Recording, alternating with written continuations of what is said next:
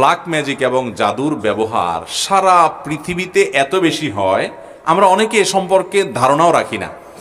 আমি আমার ব্যক্তিগত অভিজ্ঞতার কথা বলতে পারি। আমাদের দেশে ঘরে ঘরে মানুষ ব্ল্যাক ম্যাজিকের শিকার, ঘরে ঘরে, এবং এটা এত পরিমাণ আছে ভেতরে ভেতরে আমরা অনেকে জানি না। আপনারা বিভিন্ন কাগজ দেখেন, সোশ্যাল মিডিয়াতে, বিভিন্ন শহরে, বিভিন্ন আপনার বৈদ্যুতিক খুঁটি ইত্যাদিতে তান্ত্রিক অমুক কামরূপ কামাখ্যা থেকে প্রশিক্ষণ প্রাপ্ত, দেখেন না? হ্যাঁ, স্বামী স্ত্রীর মিল মহব্বত তৈরি, এটা সেটা, দুঃখ দূর, হান তান, এগুলো বেশিরভাগ ব্ল্যাক ম্যাজিশিয়ানদের কাজ। এবং ব্ল্যাক ম্যাজিক এটা মানুষকে ধ্বংস করার জন্য ব্যবহার করা হয়, মৃত্যুর মুখে ঠেলে দেওয়ার জন্য ব্যবহার করা হয়। এটার বাস্তবতা আছে, এটার বাস্তবতা আছে। এবং এত বেশি এই বিষয়টা দৃশ্যমান, মানে দেখতে তো মনে হয় না যে এটা দেখার কোনো উপায় আছে, কিন্তু এটা আপনি যদি কোনো ব্ল্যাক ম্যাজিকের রোগীর কাছে যান এবং তার ট্রিটমেন্ট দেখেন, বিশেষ করে কোরআনের উপরে ঈমান আনার জন্য আর কিচ্ছুর দরকার নাই। একজন ব্ল্যাক ম্যাজিকের রোগী, তাকে যদি কোরআন পড়ে ফু দেওয়ার পর ট্রিটমেন্ট হওয়ার দৃশ্য আপনি দেখেন, আপনার ঈমানের মিটার তরতর করে বাড়তে থাকবে। আমি আমার জীবনে বহু ঘটনা দেখেছি, একটি দুটি নয়। এবং আমার পরিচিত বন্ধু বান্ধব অনেককে নাম বললে আপনারাও চিনবেন, জাতীয় পর্যায়ে পরিচিত, নাম বললাম না, যারা জেনারেল শিক্ষিত ভাই, তাদের অনেকে আমাকে বলেছেন, ভাই মানে অলৌকিকতা তো অনেক রকমই হতে পারে, কিন্তু এরকম অলৌকিকতা দেখি নাই। এই কোরআনের মাধ্যমে আল্লাহ তাআলা ব্ল্যাক ম্যাজিক থেকে এইভাবে মানুষকে র্যাপিডলি, খুব দ্রুততার সাথে মানুষকে ট্রিটমেন্ট করান। অনেক রুগী আছে দেখবেন কোনো ট্রিটমেন্টে কাজ হয় না, কোনো ট্রিটমেন্টে কাজ হয় না। এগুলো বেশিরভাগ ব্ল্যাক ম্যাজিকের রোগী হয়। আমি আমার মসজিদের মহল্লার এলাকাতে এক ভদ্র মহিলা, বয়স অনেক কম, একটা বা দুইটা বাচ্চা হয়েছে, তিনি বিছানায় শয্যাশায়ী হয়ে গেছেন। 1 বছর আগের ঘটনা, নারায়ণগঞ্জ ভূমিপল্লী এলাকা। তো সেখানে আমাকে এক ভদ্রলোক নিয়ে গেছেন, যাওয়ার পর আমি ডিটেল শুনলাম। শোনার পরে আমার কাছে মনে হলো যেটা ব্ল্যাক ম্যাজিকের রোগী। ইন্ডিয়াতে নিয়ে গেছেন, অনেক জায়গায় নিয়ে গেছেন, কোনো কিছু হয় নাই। পরবর্তীতে আমি ওনাকে পরামর্শ দিয়ে একজন রাকির সাথে যোগাযোগ করাই দিলাম। সেই রাকি, তাকে, রাকি মানে ঝাড়ফুঁক করে যারা কোরআন হাদিসের আলোকে, এটা যেটা আমার সাবজেক্ট নাই, সাবজেক্টে একজনকে আমি রেফার করে দিলাম। ওই আল্লাহর বান্দার ঝাড়ফুঁকের পর এই ভদ্র মহিলার বমি হয়েছে, এবং বমি থেকে দেখা গেছে ভেতর থেকে চুলে মোড়ানো একটা আপনার গোশতের টুকরো পাওয়া গেছে, রান্না করা গোশত, এটা চুল দিয়ে মোড়ানো। তা আমি আবার একজন ডক্টরকে দেখিয়েছি, যিনি চিকিৎসক পেশায়। বললাম, ভাই এটার ব্যাপারে আপনার কি, যে চুলে মোড়ানো?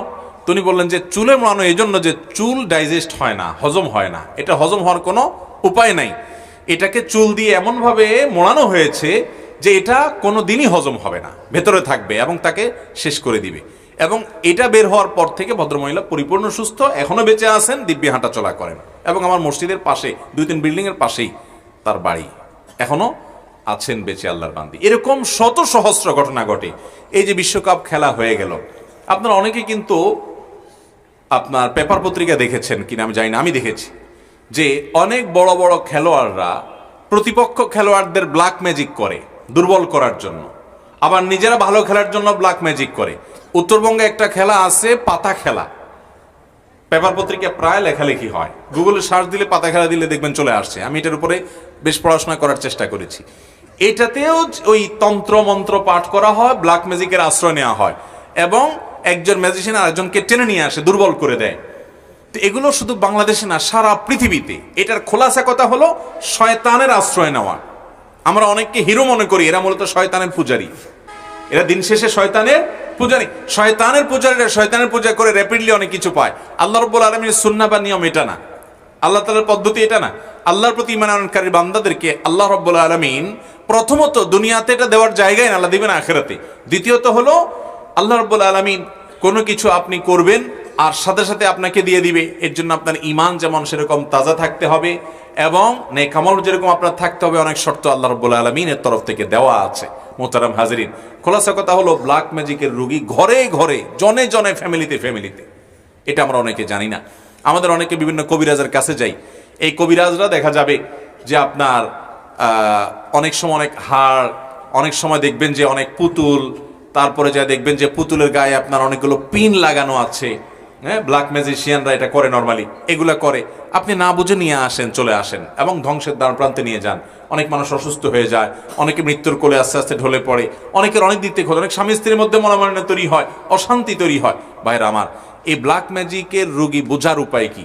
1 নম্বর কথা হলো যে কোনো ট্রিটমেন্টে কাজ হয় না, অস্বাভাবিক কিছু কর্মকাণ্ড দেখা দেয়, ঘুমের মধ্যে প্রচুর পরিমাণ খাওয়ার অভ্যাস আছে, এবং প্রচুর পরিমাণে আপনার ব্ল্যাক ম্যাজিকের রুগী, তাদেরকে দেখা যায় যে তারা ঘুম আসে, হাই আসে অনেক বেশি, সীমাহীন হাই আসে, মানে মাত্রাতিরিক্ত হাই আসে এরকম, এবং এরকম আরো অনেকগুলো বিষয়, বিশেষ করে যারা রুকিয়া করেন, ঝাড়ফুঁক করেন, এই বিষয়টি তারা আর অনেক ভালো বলতে পারবেন।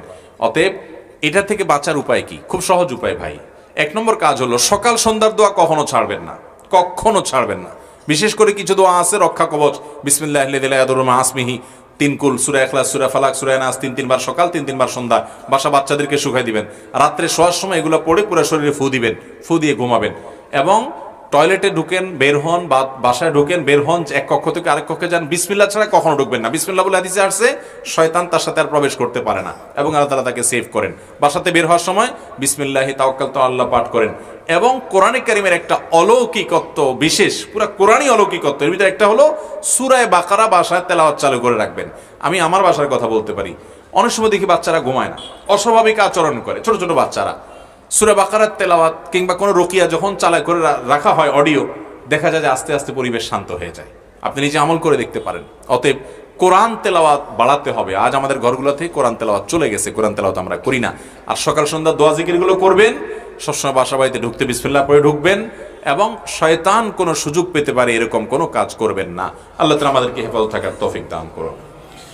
কোনো ব্যক্তি যদি কবিরা গুনাহ করতে করতে মারা যায়, তওবা করার সময় ছিল, সে করেনি, আল্লাহ যদি তাকে জাহান্নামে দেয়, সে কি কোনোদিন জাহান্নাম থেকে বের হতে পারবে?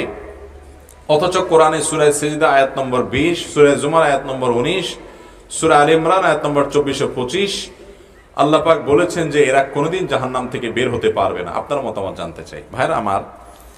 আল্লাহ বলেছেন তারা কখনো জাহান্নাম থেকে বের হতে পারবে না, এই কথা আল্লাহ বলেন নাই। কোরআনে এরকম কোনো কথা আল্লাহ তাআলা বলেন নাই। আল্লাহর কথা হিসাবে কোনো কথা যখন কোট করব আমরা, তখন খুব সাবধানতার সাথে কোট করতে হবে। কারণ আল্লাহর নামে যদি কেউ মিথ্যা কথা বলে, নবী করিম সাল্লাল্লাহু আলাইহি ওয়াসাল্লাম বলেছেন, মান কাযাবা আলাইয়া মুতাআম্মিদান ফালিয়াতাবাওয়া মাকআদাহু মিনান নার। আমার নামে কেউ মিথ্যা বললে তার ঠিকানা সে যেন জাহান্নামে নিশ্চিত জেনে রাখে, সে জাহান্নামের রিজার্ভেশন করে ফেললো টিকেটের। আল্লাহর নবীর নামে মিথ্যা বললে যদি এরকম ভয়াবহ হয়, আল্লাহর নামে মিথ্যা কত বড় ভয়াবহ হবে। এবার আসি মূল জায়গায়। যে আয়াতগুলো কোট করেছেন প্রশ্নকর্তা, সেগুলোতে বলা আছে খালিদিনা ফিহা, বা এই জাতীয়, অর্থাৎ যেটার অর্থ হলো জাহান্নামে যাওয়ার কথা বলে আল্লাহ বলেছেন সেখানে সে চিরকাল থাকবে। এই যে জাহান্নাম থেকে আর কোনোদিন সে বের হবে না, বের হতে পারবে না, এরকম কথা আল্লাহ রাব্বুল আলামিন বলেন নাই। এখন কথা হলো চিরকাল থাকবে বলছেন, তো তার মানে তো আর বের হতে পারবে না? না, চিরকাল থাকবে বলছেন, এর মানে এটা সবসময় নাও হতে পারে। আমরা যাবজ্জীবন বলি না, যাবজ্জীবন। এই যাবজ্জীবন এর মানে সব সময়, সব ক্ষেত্রে, সব দেশে, সব সংবিধানে কিন্তু এই না যে একবারে মৃত্যু পর্যন্ত, এটা লিমিটেড টাইম, এটাকে অনেক সময় যাবজ্জীবন বলা হয় অনেক ক্ষেত্রে, আবার কোনো কোনো ক্ষেত্রে আমৃত্যু। তো নবী করিম সাল্লাল্লাহু আলাইহি সাল্লামের হাদিসে, কোরআনে কারীম বিভিন্ন আয়াতে বিভিন্ন অপরাধী যারা কবিরা গুনাহে লিপ্ত হবে তাদের চিরকাল জাহান্নামে থাকার কথা বলা হয়েছে। এখানে চিরকাল বা আজীবন জাহান্নামে থাকার মানে একেবারে অনন্ত অসীমকাল কোনোদিন বের হতে পারবে না। এই ব্যাখ্যা মুসলিম স্কলার যারা ছিলেন নবী করিম সাল্লাল্লাহু আলাইহি সাল্লামের যুগ থেকে আজও পর্যন্ত, প্রায় সমস্ত মুসলিম স্কলারদের ব্যাখ্যা একটাই, সেটা হলো এখানে তারা কোনোদিনই বের হতে পারবে না, এ উদ্দেশ্য না। আহলুস সুন্নাহ জামাতের বিশ্বাস, আকীদা এটা না। এর একটা কারণ এটিও হতে পারে যে অপরাধগুলো যারা করেছে এটাকে হালাল মনে করে, বৈধ মনে করে আল্লাহর বিধানের প্রতি তোয়াক্কা না করে, তারা যদি কেউ আল্লাহর হালালকে হারাম মনে করে, হারামকে হালাল মনে করে, সেই ইমান থেকে খারিজ হয়ে যায়, সেই হিসাবে সে চিরকাল থাকতে পারে। বাট অপরাধ করেছে, অপরাধের বোধ ছিল, অপরাধ বোধ থাকার পরও সে স্থায়ী জাহান্নামী হবে না।